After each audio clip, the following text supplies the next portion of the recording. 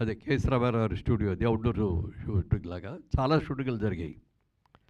ఆ తర్వాత creative commercials వాళ్ళ స్టూడియో లాగా అది వాళ్ళ బ్యానర్ కూడా అనుకోండి.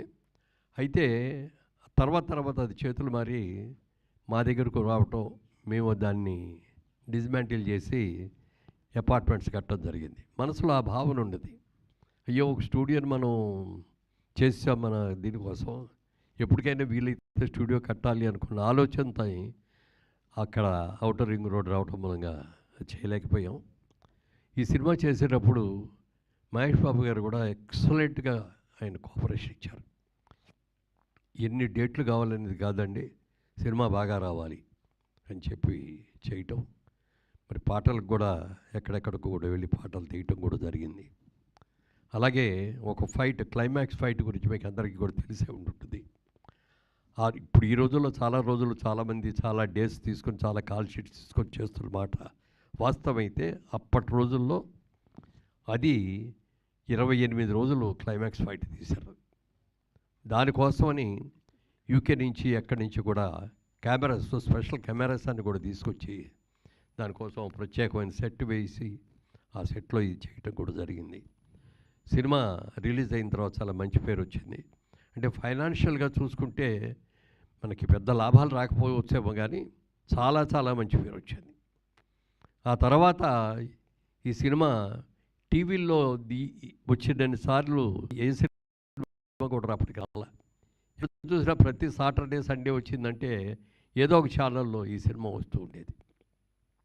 అప్పుడు ఎక్కువ మంది చూసి చాలామంది వచ్చి అబ్బా చాలా ఎక్సలెంట్గా ఉందండి సినిమా, ఎన్నిసార్లు వస్తే అన్నిసార్లు కూడా చూస్తున్నామండి, ఎస్పెషల్లీ సెకండ్ హాఫ్లో కామెడీ కానీ అలాగే పాటలు కానీ అన్నీ కూడా అద్భుతంగా ఉన్నాయి అని చెప్పి చాలామంది మెచ్చుకున్నారు.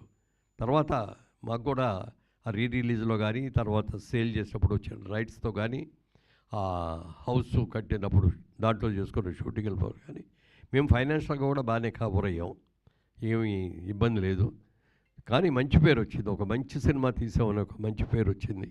మా జైబేరీ సంస్థకు ఒక గౌరవం దక్కింది.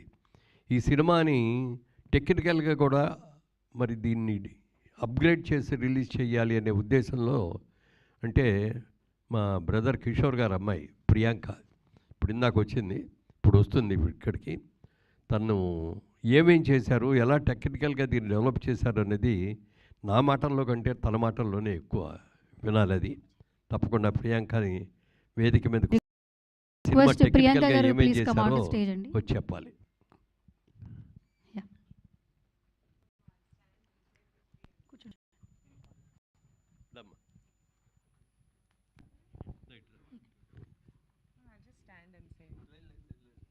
Sorry Andy, I prefer being behind the screen. So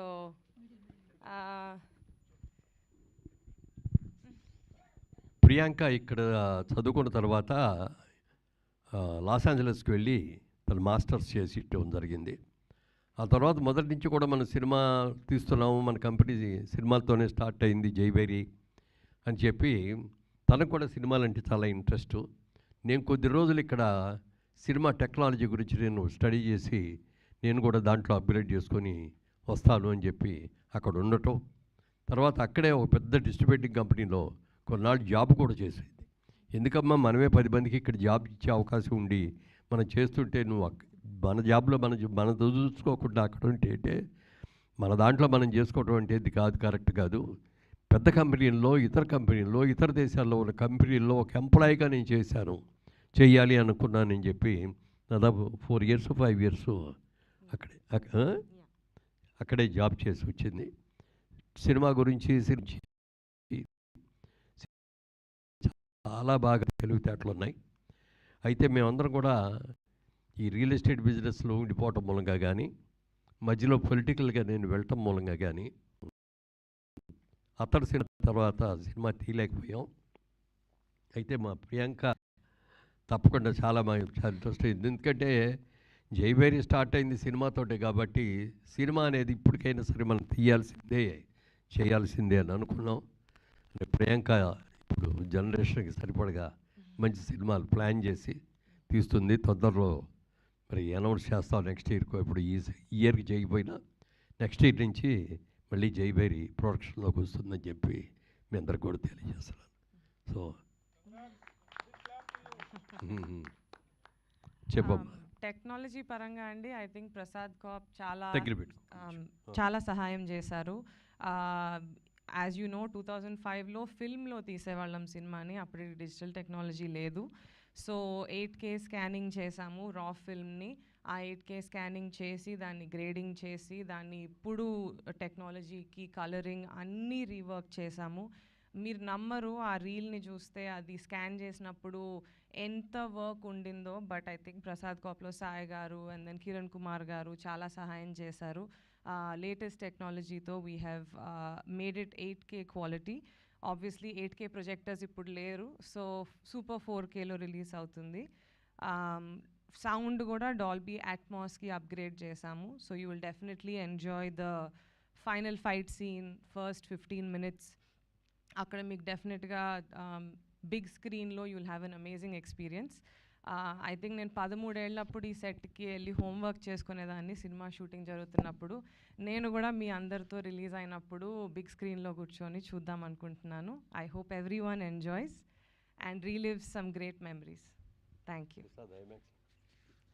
PCXలో కూడా రిలీజ్ చేద్దామని డిస్ట్రిబ్యూటర్స్ ట్రై చేస్తున్నారు. ఐ థింక్ ప్రసాద్ టీమ్ కూడా they going to support the process. So అది కుదిరితే nothing like it. Biggest screen in Hyderabad, biggest screen in South India. I think you will be able to enjoy this special film. Thank you. Thank you ma'am, thank you so much. అలాగే మీ నుంచి త్వరలో ఇంకా మరిన్ని సినిమాలు వస్తాయని ఆశిస్తూ all the very best. Thank you so much ma'am. So ఇప్పుడు I request, ఈ సినిమాని మనకి రిలీజ్ చేస్తున్నారు జితేందర్ గారు.